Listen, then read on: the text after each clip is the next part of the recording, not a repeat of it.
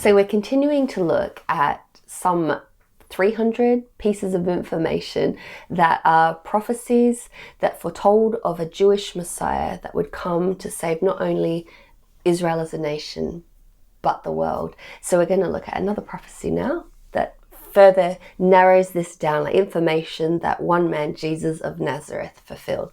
Yeah, we have an incredible prophecy here, and it's a very, very well-known prophecy. It's a prophecy we see every Christmas time on Christmas cards, and it's from Micah 5 verse 2. Would you like to read? Sure. But you, Bethlehem, Ephrathah, though you are small among the clans of Judah, out of you will come for me one who will be ruler over Israel, whose origins are from of old, from the days of eternity. Yeah, so we have a very powerful scripture here. We're told several things. First of all, the Messiah is going to come from a very, very small town, which is south of Jerusalem, and it's called Bethlehem Ephrathah. Bethlehem means house of bread, Beit Lechem in Hebrew, house of bread. So the Messiah, who is the bread of the earth, he's come to feed the earth. He is going to be born in this house of bread, in this town of Bethlehem. This is also the hometown of David, which we find in 1 Samuel 16. He's going to come forth from God to be ruler over the nation of Israel. And what's really interesting is when we get to the end of this prophecy, it says, whose origins are from of old, and some Bibles translate it from ancient times. But the Hebrew wording here is Yom Olam, Yom Olam. And it means he comes from the period of the vanishing point. What does that mean? So as far back as you can see, the vanishing point, that's where he's come from. Oh, is this like getting into the Hubble telescope territory where we look at the shift of red light and we can go back in time and see when creation I was started? going to say, like, when you're doing artwork, you can kind of look at the vanishing point and all the lines disappear to the vanishing point. But if you want to think of something like the Hubble telescope or James Webb Space Telescope, it's looking all the way back as far as it can in space and time. And we're being told here, this is where the Messiah comes from. He is coming from the days of eternity. He's coming from the vanishing point, as far back as you can look or think. Let's look at the rabbinic texts that also support this prophecy. Yeah, so Rashi, who was a very, very prominent and well-known rabbi, said this about this specific prophecy. He says, from you shall emerge for me the Messiah, the son of David. And so scripture says in Psalm 118:22, the stone the builders had rejected became the cornerstone. And when we come to the New Testament, of course, Paul quotes this, the stone the builders have rejected has become the chief cornerstone. Talking about Jesus of Nazareth. The rejection of Jesus. And yes, so Rashi is quoting not only the rejection of the Messiah, but that he's going to come forth from God as the son of David.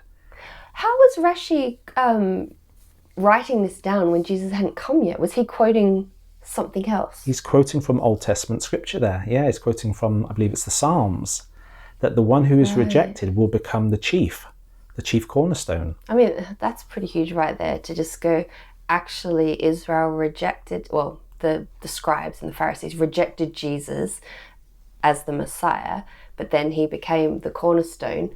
That's for modern day Judaism followers. That's a pretty big piece of information. Yeah, it's huge. And it shows as well that early on they did have this concept of two messiahs, one who would be rejected, one who would be the stone that's the rejected, and then another messiah who would be the conquering king who would resurrect the first messiah. So this kind of dual messiah concept they had. And again, you can understand why they came to that conclusion, because there are two different types of Messianic prophecy.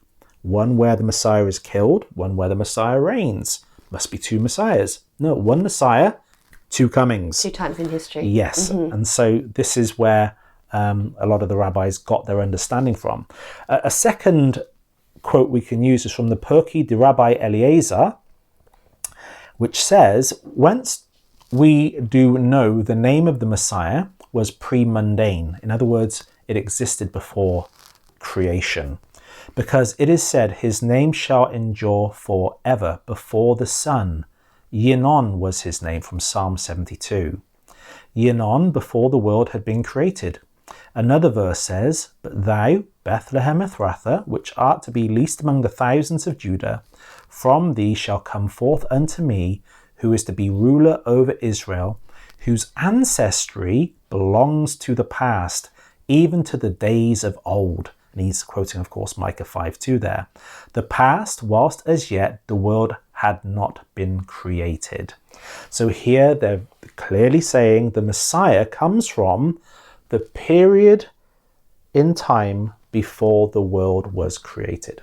So just explain to our viewers again why we're looking at these rabbinic texts. Like, the context is that these rabbis were taking what had already been written, the Torah and the other prophets, the Old Testament prophets, and they were further writing to train their disciples, right? To help them interpret the first text. Is that right? Is that why we're looking at these rabbinic texts? Sure, and you can see that they are trying to do the scriptures justice, and that they are translating it, or interpreting the scripture literally. They're saying there's this Messiah coming from the line of David. He's pre-mundane. He exists before the creation of the world. They're reading the text. They're understanding the text. And that this Messiah will be born in Bethlehem. So he pre-exists the universe. He's going to be born in Bethlehem. And then all of a sudden, in the first century, we get Jesus of Nazareth being born in Bethlehem, claiming to be the Messiah. And when he makes these claims, he is saying, I'm not from this creation. I caused this creation. I existed before the universe was. These are massive claims that Jesus is making whenever he calls himself the Messiah, whenever he walks on water or commands the storms to be still. He's claiming to be far more than just a prophet or a significant Jewish figure. He is claiming to be Yahweh. He's claiming to be the pre-mundane one. So let's talk about the Christmas story just for a little bit, because it is the fulfillment of this prophecy that Jesus was born in Bethlehem. And what was the significance of the wise men coming to him?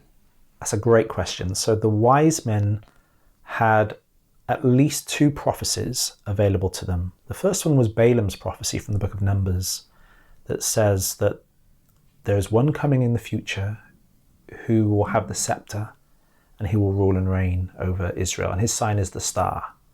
And as we know, in the ancient world, a star was a symbol of a people's god. And why did the wise men have this prophecy? Where were the wise men from? So they're from Babylon, which is the same regional area as Balaam. And Balaam's prophecies were very, very well known to that people at that time.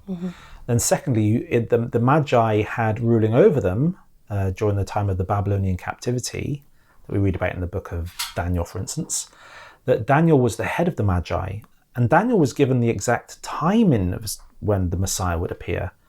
And so they had both the timing and the sign to look for. And when they put this together, when the timing was fulfilled, they saw the star rising up out of Israel. When you say the timing, so they were literally counting the years, they knew what year to expect. Okay. Yeah, they knew when the Messiah was going to arrive from Daniel's prophecy. Explain this to me. If Babylonian Magi could look at the prophecies and actually predict the time, how is it that Jewish rabbis who have way more prophecies in text don't follow that same timeline and go, well, this is the year that he should be arriving? Well, they did. And then Jesus appeared. And then when they knew the year. They knew when he was going to arrive. Conveniently, when Jesus appeared. They knew where he was going to arrive. But when Jesus arrived, he didn't do what they wanted him to do. He wasn't destroying the Roman armies. He wasn't dancing to their tune. He was exposing their hypocrisy. Remember, he's girded with the belt of righteousness and faithfulness and truthfulness. So when the Messiah appears, he's going to expose the wickedness amongst his own people. That's what he did. And so the people in leadership, the Pharisees, the Sadducees, the Sanhedrin, the scribes, when he was exposing their rottenness and their crooked behavior, of course they turned on him.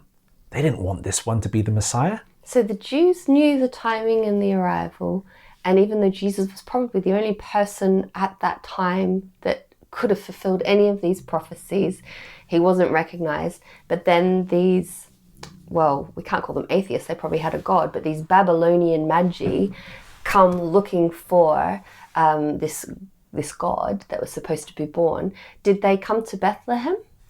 They came to Jerusalem because they didn't have the prophecy of Micah available to them.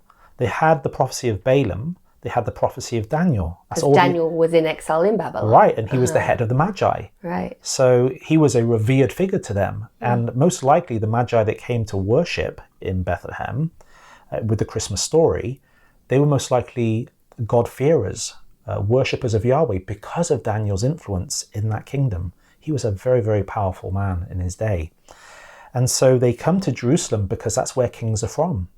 Kings reign and rule in Jerusalem. So they travel to Jerusalem, get there, and they say, no, there's no Messiah been born here.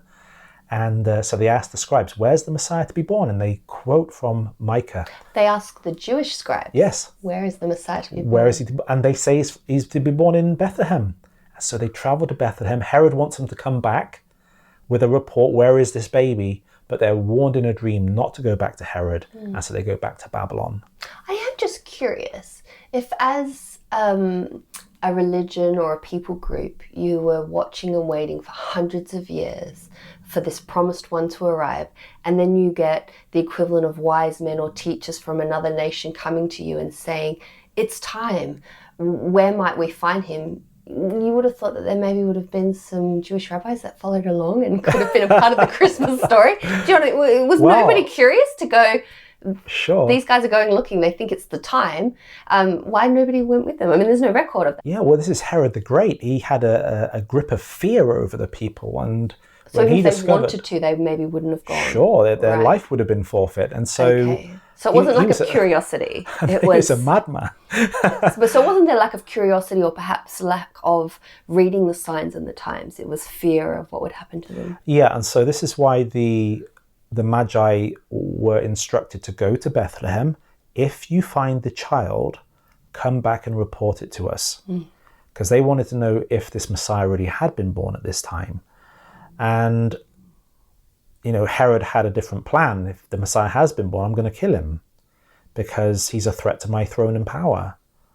And so Jesus being born in the first century was really it put a lot of noses out of joint for a lot of people. It made them very uncomfortable because he threatened their power as king or as a member of the Jewish ruling council.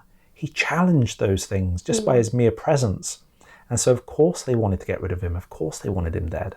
It's interesting. And so I guess this is why Judaism doesn't really celebrate Christmas, because they don't believe that point in history that was prophesied about, that particular year, or the fact that there was a baby born in Bethlehem is of significance.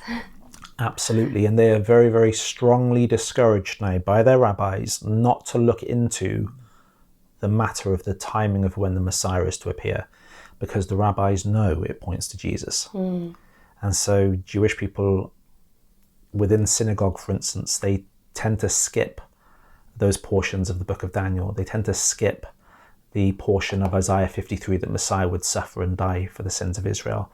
They literally skip these verses. They don't read them. I think the takeaway for perhaps Christian viewers watching these episodes is just how important, Christmas is a wonderful time, and we focus on the birth of Jesus and what that actually means for us in terms of our salvation. But, it's very commercialized now and it becomes about carols and family and the dinner. But it's so important for Christians to really know the Bible, know these prophecies, know the timeline events, and therefore be able to share that, because it's really significant when you understand that these details and these prophecies are so specific that it had to be at that point in history, and what other markers were that it was being fulfilled. If only we could share these more.